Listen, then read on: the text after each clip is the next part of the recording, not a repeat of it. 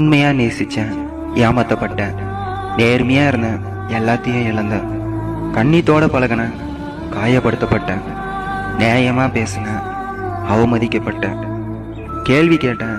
மனசு தனிமையை தேட காரணம் யாரும் இல்லைங்கிற காரணத்தினால இல்ல, இருக்கிறவங்க தன்னை புரிஞ்சுக்கலங்கிற காரணத்தினால. ஒரு பொண்ணும் ஆசைக்காக ஆண்களை தேடுறதில்ல, அன்புக்கு மட்டும்தான் தேடுவா.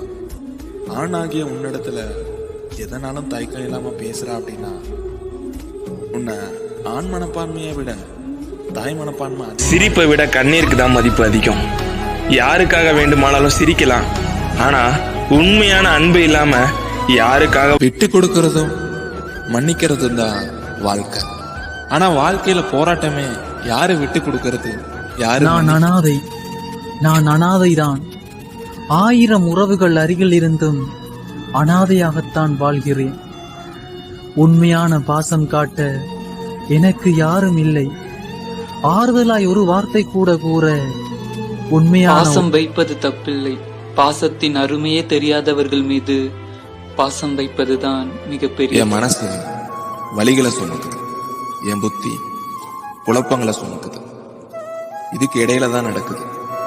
உலகத்திலே பெஸ்ட் ஃப்ரெண்ட் யாரு தெரியுமா? தனிமை தான். நம்ம வந்ததும் தனிமை தான், போகிறதும் தனிமை தான். அந்த தனிமையை நம்ம எப்போ தெரியுமா உணர்றோம்? நமக்கு பிடிச்சவங்க நம்மளை விட்டு போகும்போது. பணம் இருந்தா நமக்கு சின்ன தலைவலினா கூட 1000 பேர் விசாரிப்பாங்க. பணம் இல்லைன்னா செத்தே கிடந்தாலும் ஒருத்தவனை கண்டுக்க மாட்டான். நம்ம கிட்ட இருக்கிற பொருளாதாரத்தை வச்சு நீ பட்ட அவமானத்தை பத்திரமா சேர்த்து வை. உனக்கான நேரமும் தகுதியும் ஒரு நாள் வரும்.